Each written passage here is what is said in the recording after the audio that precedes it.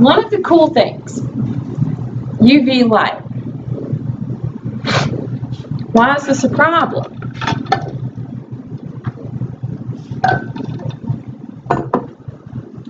Why is, well, first of all, what's UV rays? Rays from the sun, are they beneficial, harmful? Depends on which wavelength we're looking at, okay? For the most part, harmful. Do you happen to know why? It affects your DNA. Now, do they tell us that when they're trying to sell us a product? Okay, they sell you the sunscreen at 500 SPF. Okay, they sell you the sunglasses. They sell you the beauty creams. Blah, blah, blah, blah, blah. Okay? Now, the biggest issue is that UV can penetrate the layers to the point where it reaches cells that still contain a nucleus. And because UV is radiation, okay, it can affect the DNA, which means it can alter the DNA, and anytime something alters the DNA, the result is cancer. So, what do we see happen with people who are out in the sun a lot? Skin cancer. And there are different types of skin cancer. So the more melanin you have, the more protection you have against UV. All right? It's a group of chemicals that come from a specific amino acid. They can be anything from brown to black to yellow to red, and in that spectrum altogether. Because skin color is a polygenic trait, meaning that it's coded for by at least 3 alleles. There are at least 64 options for skin color. That's why we have such a huge range of skin colors. Now, melanocytes, the cells, they're really kind of cute. They have little cell processes, extensions, okay, that will actually extend between the keratinocytes. The keratinocytes need to interact with the melanocytes as we're pushing those skin cells up. Now, when this particular pigment is absent, okay, and this one, you know, this of course is genetic, okay. Albinism is when there's none, this pigment is not present at all. And basically what happens, there's no hair color, skin color, eye color. And there are a range of issues that come along with someone who's albino. This is what's needed between the melanocytes and the other cells. Okay, let's look at this. My melanocyte is being represented in green. So here, I've got this melanocyte just sitting down here, minding its own business, okay? But look what it does. It creates these extensions, these processes that are going outward, and inside are these little filled vesicles, and we call them melanosomes. They're filled with melanin. Now, what do you kind of see this cell doing to the cells surrounding it? Do you notice anything that that cell is doing to the other ones? It's invading their space. You know, ever have somebody that gets too far into your personal space? Okay? You continually back up and back up and back up, and they still keep coming, you know?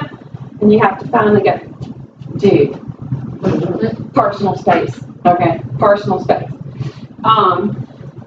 It's invading the space of the other cells, but it's making this little invasion into the surrounding cells because what is going to happen to these cells that are getting pushed upward?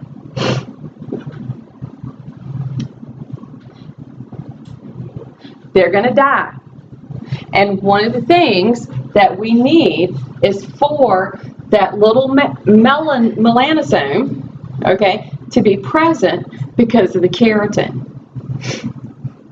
And so it's sort of like the two together, as they get pushed upward, exhibit all of their little properties, and we're going to get the different skin colors and the hardening of the cell,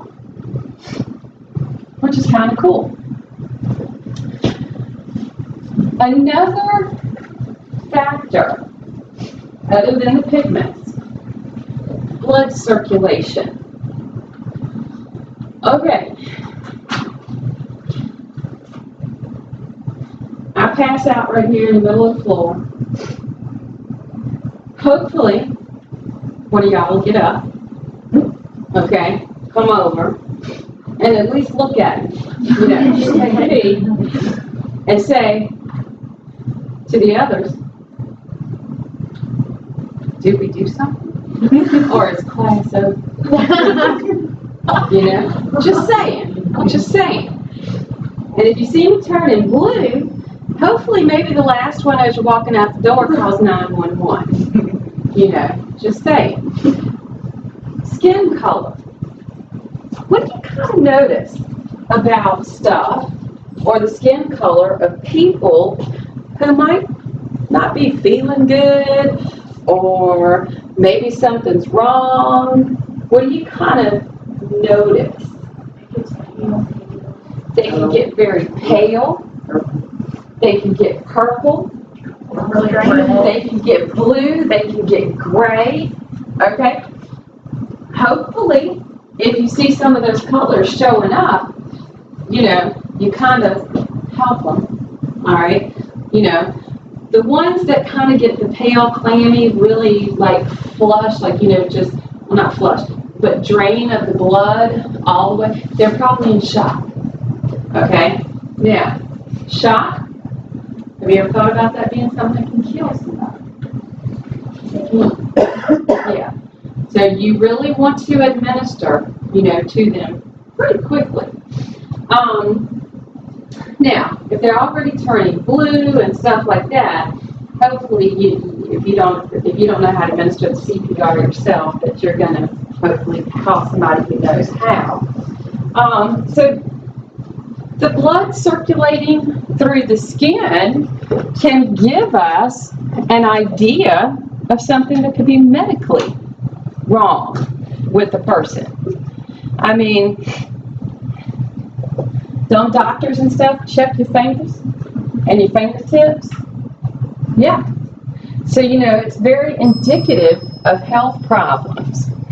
The thicker the skin, usually the more yellow it gets. You know, like, oh, like people who might not do the amope and the stuff on their feet, okay? Take care of the feet, you know, take shoes off, looks like just yellow around the heel of the foot. Ever seen that? Yeah, okay. All it is just a buildup of that dead skin, you know, just kind of needs to be sloughed off. So our epidermis kind of a cool layer. A couple of millimeters. We have all those layers. How many did I say? At least 39? Okay, at least 39 that could be present. Then underneath, this portion that we're going to look at here, this is now moving into our dermis. What do you see?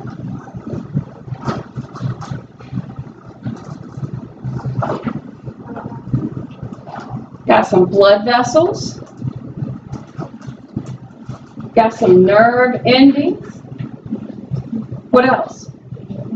Got some hair. Got some glands. Don't forget my little dermal papilla. Okay? Because, you know, those are kind of important.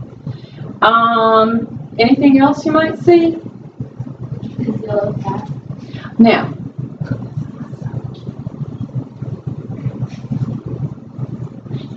anything else you might see up there in the dermis?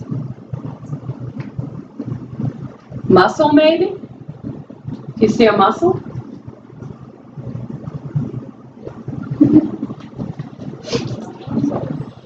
Look at that right there. Yeah. Kind of cool. What's the grape one? This, that's representing one of our glands. So, we've got sweat glands, we've got oil glands, I've got my hair follicles, I got my hair root, my hair bulb, got some blood supply going on, got some free nerve endings, I've got some other nerves, okay, that are in here. Oh, it's so cool. Y'all could take one of these nerves and tell somebody, look, you're on my lamella nerve, okay, rather than saying you're on the last nerve, and see what kind of look you get. Sometimes I do that, you know, to people. I'll be like, okay, now look, you're on my such and such nerve. No. Okay, now, got some little, these are going to be little corpuscles that are present, okay? They're going to be with the nervous system, because we're going to find that, you know, this is an area that's very alive, okay? Then we've got it in contact down here with the representation of our sub-Q, which, if you remember, the matrix for that loose areolar tissue, I mean, do you remember all those cells? It had all 5 of the cells. Remember that? Wow. You know? So, we've got a whole lot going on in this dermis.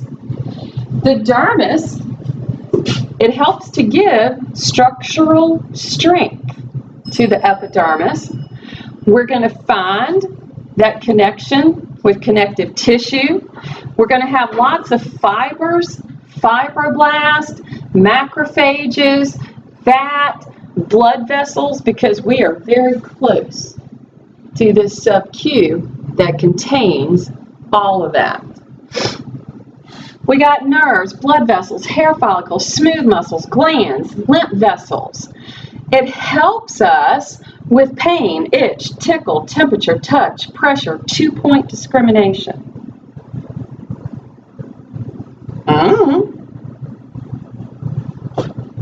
We'll figure that one out though. There are 2 layers to the dermis. The 2 layers, papillary and reticular. Well, the papillary is the uppermost one, the one that's meeting the epidermis, because that's where those papilla are that are projecting into it. The reticular is the deeper inner layer. We're going to find some dense, irregular connective tissue, collagen and elastic fibers. We'll see a little bit of adipose. We've got hair follicles, nerves, oil glands, ducts of the sweat glands, and heat sensors in the deepest layer of the dermis. So it's kind of an interesting area. Now, in the structure that these layers give us